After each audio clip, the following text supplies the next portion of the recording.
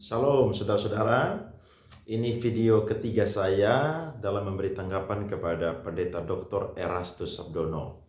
Video yang pertama ada begitu banyak orang yang komen, dan video yang kedua pun juga para pengikut dan pembela daripada Pendeta Dr. Erastus Sabdono memberikan komentar. Tapi saya tidak peduli dengan komentar mereka, karena kalau mereka sebagai orang-orang yang mempelajari teologi, mempelajari Alkitab dengan benar, pasti mereka punya dalil-dalil yang kuat untuk meng-counter apa yang saya sampaikan. Saya belajar bahwa ketika seseorang mengagumi seorang hamba Tuhan dan berlebihan, maka orang tersebut akan mengikuti apapun yang disampaikan atau yang diajarkan oleh hamba Tuhan tersebut, sekalipun itu tidak alkitabiah. Ada begitu banyak tanggapan dari hamba-hamba Tuhan senior, dari hamba-hamba Tuhan Injili maupun juga Reform, dan saya menjadi salah satu hamba Tuhan di kalangan karismatik yang memberikan tanggapan. Buat saya, denominasi tidak penting. Yang penting adalah kebenaran disampaikan. Sebab di sorga Tuhan tidak pernah melihat kita dari denominasi apa. Yang Tuhan lihat dan yang Tuhan berkenan adalah ketika kita melakukan kebenaran firman Tuhan. Dan itu adalah kehendak daripada Tuhan sendiri. Nah saudara-saudara, Pendeta Erastus tanggal 9 kemarin dalam khotbahnya di gerejanya, kalau tidak salah, memberikan tanggapan. Dan saya melihat di TikTok, saya mengambil apa yang diposting oleh seseorang di TikTok dan saya ingin tampilkan kepada saudara-saudara. Dia berkata bahwa Yesus adalah Tuhan. Kalau Yesus bukan juru selamat, maka bubarlah gereja. Coba saudara simak apa yang disampaikan oleh Pendeta Erastus Sabdono. Kan Yesus bukan juru selamat, itu jahat sekali. Kalau kita tidak percaya Yesus juru selamat, tutup gereja. Justru inti dasar gereja adalah percaya Yesus Tuhan dan juru selamat. Pasti selama saudara mendengar khotbah saya tidak pernah ada indikasi ke situ. Kalau mendadak tiba-tiba ada pernyataan begitu, diedit. Bahkan saya sudah mendengar hari ini rupanya dicuplik, diedit sedikit supaya suaranya begitu rupa jelas. Dulu kan ada itu ada pejabat yang juga diedit pidatonya sampai masuk penjara. Tapi yang mengedit juga masuk penjara. Ini politik. Tapi kalau sampai gereja ada begitu, sedang kita nggak punya kepentingan apa-apa. Nah itu jahat. Luar biasa jahatnya. Sampai ke seluruh dunia. Ya dari luar negeri telepon ke rumah, ada apa dengan Pak Eras? Kok khotbahnya berubah? Yesus bukan juru selamat. Itu menghina sekali saudara.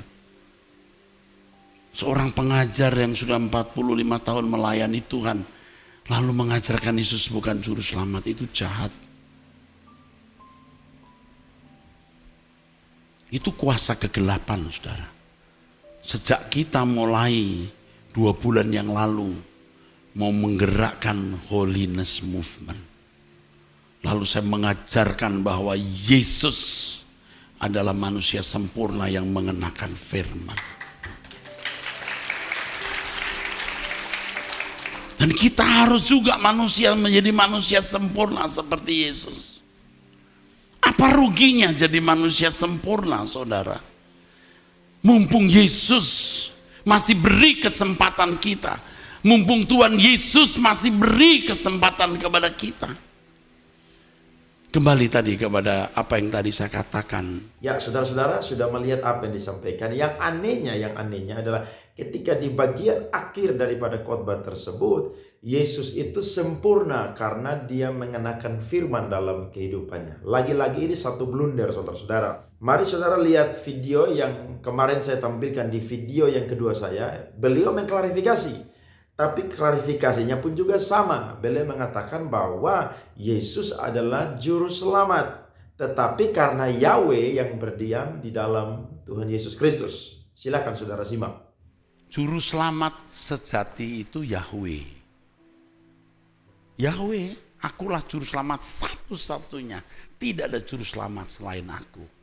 Kalau saudara melihat Injil Matius waktu Maria memuji-muji Tuhan karena punya anak, dia memuji Allah, juru selamatku. Bukan Yesus anaknya, Allah.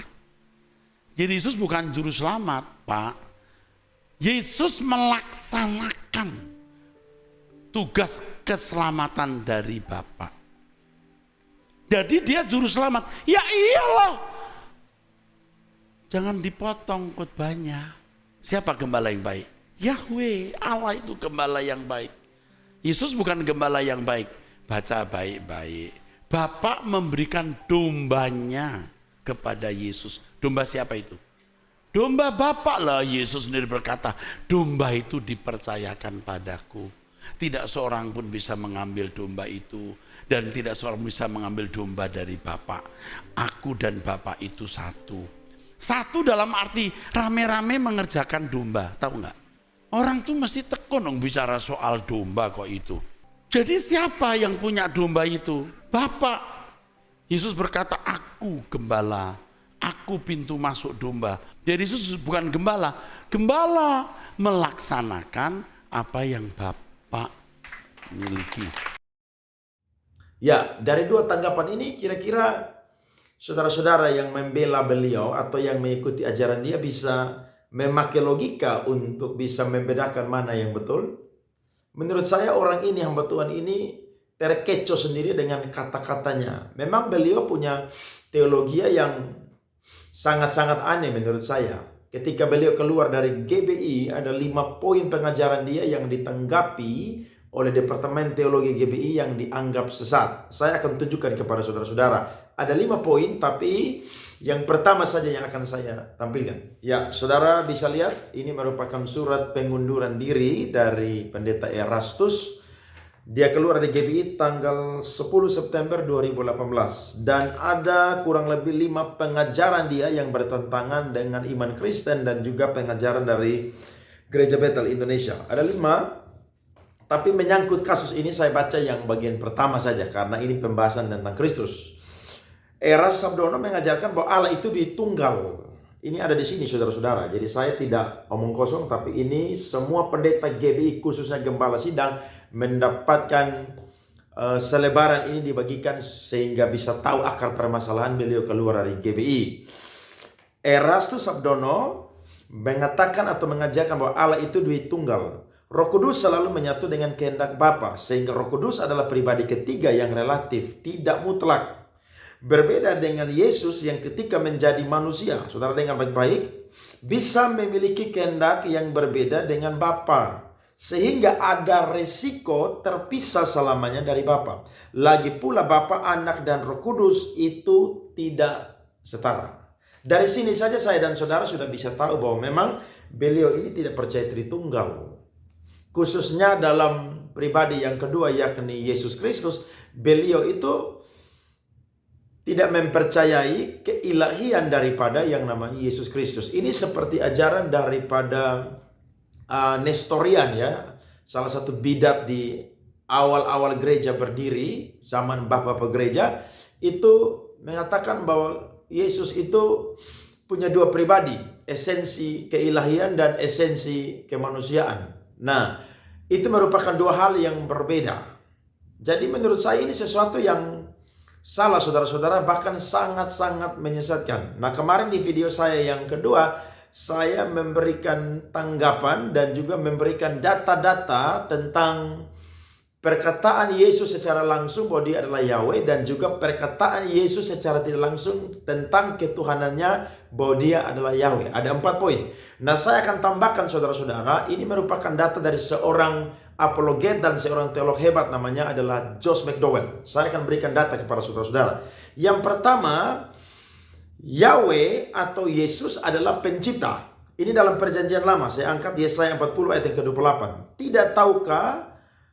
Tidakkah kau tahu dan tidakkah kau dengar? Tuhan ialah Allah kekal yang menciptakan bumi dari ujung ke ujung. Ia tidak menjadi lelah dan tidak menjadi lesu, tidak terduga pengertiannya. Itu dalam Perjanjian Lama. Dalam Perjanjian Baru, Yohanes pasal 1 ayat yang ketiga, segala sesuatu dijadikan oleh Dia, dan tanpa Dia tidak ada satupun yang terjadi. Telah jadi dari segala yang telah dijadikan. Saudara lihat, Yahweh dalam Perjanjian Lama itu menciptakan. Tetapi ingat, Yesus pun juga adalah pribadi yang setara sederajat dengan Allah Bapa. Sehingga ketika penciptaan, maka Dia pun juga terlibat di situ, sebab Dia adalah Allah, Dia adalah Yahweh. Saudara ingat ketika Allah Tritunggal menciptakan manusia, di situ ada kalimat yang berbunyi, baiklah kita. Kita di situ menggunakan K besar. Dari situ saja jelas bahwa memang Allah Tritunggal adalah pribadi Allah yang menciptakan langit dan bumi. Dan kalau Yahweh ada di Perjanjian Lama, maka Yesus ada di Perjanjian Lama. Dengan jelas Alkitab menyatakan bahwa Dia sendiri adalah Yahweh. Jadi mereka tidak berbeda dan tidak terpisah, saudara-saudara. Yang kedua adalah Yahweh dan Yesus itu membangkitkan orang mati. 1 Samuel 2 ayat yang ke-6. Tuhan mematikan dan menghidupkan. Ia menurunkan ke dalam dunia orang mati dan mengangkat dari sana. Yohanes 5 ayat 21.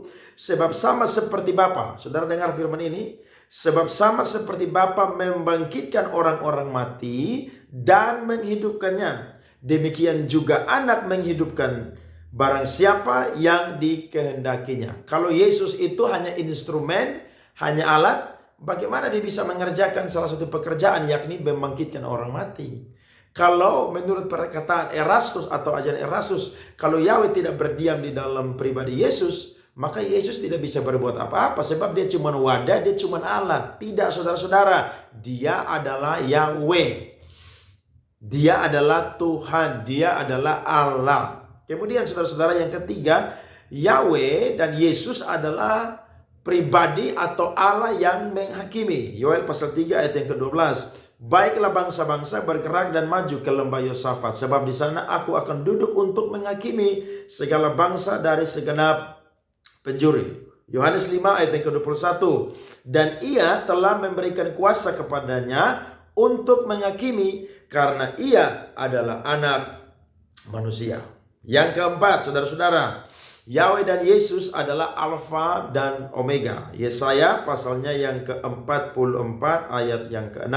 Beginilah firman Tuhan, Raja dan Penebus Israel, Tuhan semesta alam, akulah yang terdahulu dan akulah yang terkemudian. Tidak ada Allah selain daripadaku. Wahyu 1 ayat yang ke-17 bicara tentang Yesus yang adalah Yahweh. Ketika aku melihat Dia, tersungkurlah aku di depan kakinya, sama seperti orang yang mati. Tetapi Ia meletakkan tangan kanannya di atasku, lalu berkata, jangan takut, aku adalah yang awal dan yang akhir.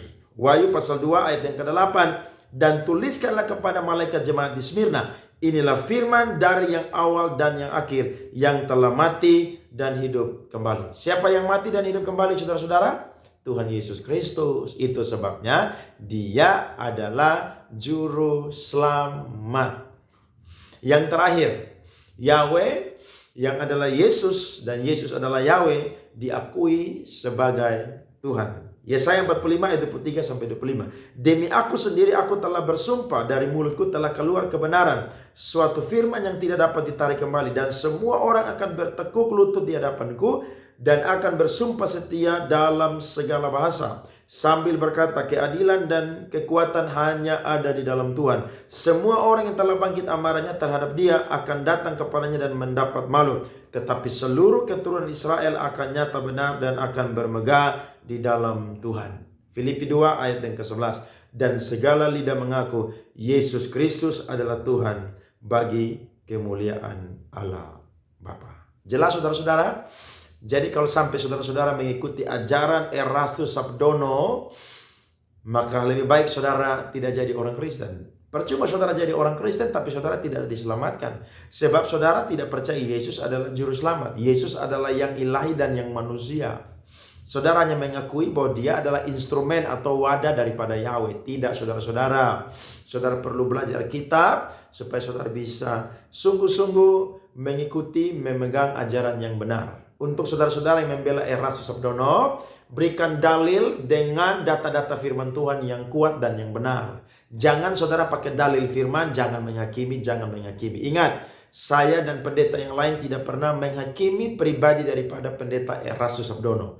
Yang kami lakukan adalah mengkoreksi, mengkritisi, dan menghakimi ajaran daripada beliau. Sebab ajaran dia adalah ajaran yang sudah ada 2000 tahun yang lalu. Saudara harus ingat bahwa usia dari ajaran sesat itu sama tuanya dengan gereja yang Alkitabiah. Jadi jangan heran dan jangan kaget kalau hari-hari ini ada banyak pendeta yang mengajarkan, mempraktekkan pengajaran-pengajaran yang sesat. Saudara jangan kagumi, saudara jangan mengikuti, karena bisa-bisa saudara pun juga akan terlibat di dalam yang namanya penyesatan. Kiranya saya dan saudara dicerahkan dengan video singkat yang saya buat ini. Tuhan memberkati.